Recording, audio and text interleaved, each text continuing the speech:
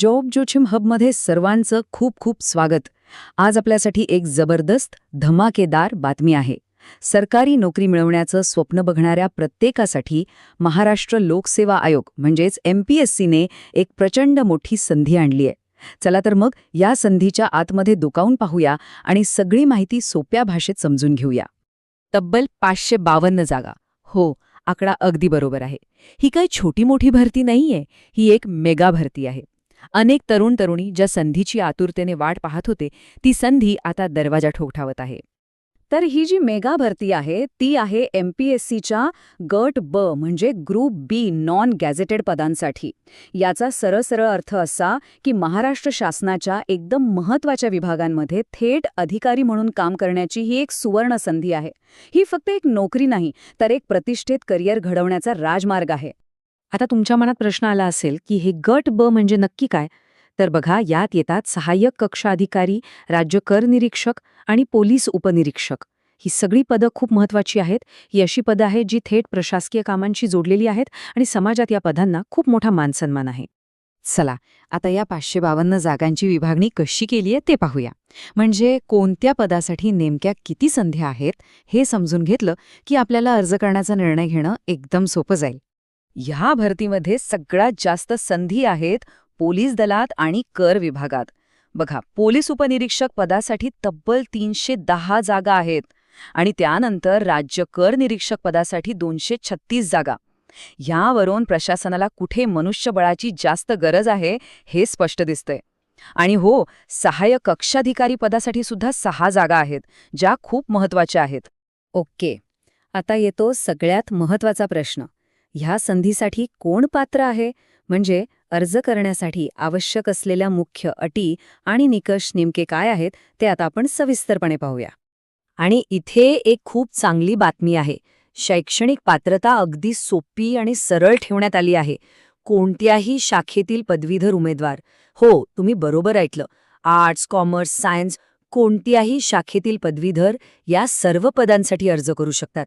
ही खरंच एक मोठी सकारात्मक गोष्ट आहे जी अनेकांसाठी संधीचे दरवाजे उघडते. आता वयोमर्यादेबद्दल बोलूया. हे जरा नीट लक्ष देऊन बघा.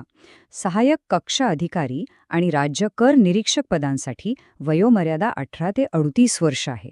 पण पोलीस उपनिरीक्षक म्हणजे PSI पदासाठी ती आहे 19 ते 31 वर्षे. आता PSI साठी वयोमर्यादा कमी का? कारण त्या कामासाठी शारीरिक क्षमता खूप महत्त्वाची असते. त्यामुळे अर्ज करण्यापूर्वी आपल्या आवडीच्या पदाची वयोमर्यादा नक्की तपासा. इथे अजून एक दिलासादायक गोष्ट आहे. मागासवर्गीय, आर्थिकदृष्ट्या दुर्बल घटक आणि अनाथ उमेदवारांना वयोमर्यादित तब्बल 5 वर्षांची सूट देण्यात आली आहे. यामुळे अनेक उमेदवारांना एक अतिरिक्त संधी मिळणार आहे. अर्ज शुल्काची रचनाही अगदी सोपी आहे. खुल्या प्रवर्गातील उमेदवारांसाठी शुल्क आहे 394 रुपये, तर राखीव प्रवर्गातील उमेदवारांसाठी ते आहे 294 रुपये. ठीक आहे, तर पात्रता आणि शुल्क समजलं. आता पाहूया की या पदापर्यंत पोहोचण्याचा मार्ग कसा आहे. निवड प्रक्रिया मुख्यत्वे 3 टप्प्यांमध्ये विभागलेली आहे आणि यातला प्रत्येक टप्पा खूप महत्त्वाचा आहे. तर निवडीचा हा प्रवास 3 पायऱ्यांचा आहे. पहिली पायरी आहे 100 गुणांची पूर्वपरीक्षा. ही एक प्रकारची चाळणी परीक्षा आहे जी तुमची प्राथमिक पात्रता ठरवते. यातून पुढे गेलात की येते 400 गुणांची मुख्य परीक्षा. हे तुमच्या ज्ञानाची सखोल चाचणी घेते. आणि मग येतो शेवटचा टप्पा, शारीरिक चाचणी आणि मुलाखत, जिथे तुमच्या व्यक्तिमत्वाची आणि क्षमतेची पारख होते. पण थांबा, इथे एक खूप महत्त्वाची गोष्ट लक्षात घ्या. हा जो तिसरा टप्पा आहे ना, शारीरिक चाचणी आणि मुलाखतीचा, तो फक्त आणि फक्त पोलीस उपनिरीक्षक पदासाठीच आहे. म्हणजे सहाय्यक कक्ष अधिकारी आणि राज्यकर निरीक्षक या पदांसाठी हा तिसरा टप्पा लागू नाही. ही गोष्ट खूप महत्त्वाची आहे. इतक्या सगळ्या मेहनतीनंतर मिळणारं फळ काय असणार? चला, आता पाहूया या पदांसाठी मिळणारा आकर्षक पगार आणि सगळ्यात महत्त्वाचं म्हणजे अर्ज करण्यासाठी आपल्याकडे किती वेळ आहे, त्या महत्त्वाच्या तारखा. ह्या पदांसोबत मिळणारा पगार आणि इतर फायदे खूपच आकर्षक आहेत. बघा, सहाय्यक कक्ष अधिकारी पदासाठी पगाराची सुरुवातच जवळपास 45,000 रुपयांपासून होते, तर इतर 2 पदांसाठी ती 38,000 रुपयांपेक्षा जास्त आहे. हा फक्त पगार नाही, तर एक स्थिर आणि प्रतिष्ठित करिअरची हमी आहे. आता वेळेकडे लक्ष द्या. या तारखा कॅलेंडरमध्ये लगेच मार्क करून ठेवा. अर्ज प्रक्रिया 10 एप्रिल 2026 रोजी सुरू होईल आणि 30 एप्रिल 2026 रोजी संपेल. म्हणजे अर्ज करण्यासाठी आपल्याकडे फक्त 20 दिवसांचा कालावधी आहे. वेळ खूप कमी आहे, त्यामुळे या तारखा विसरून चालणार नाही. आणि जसं की माझीभारती.comने अगदी बरोबर म्हटलं आहे, शेवटच्या तारखेची वाट पाहू नका.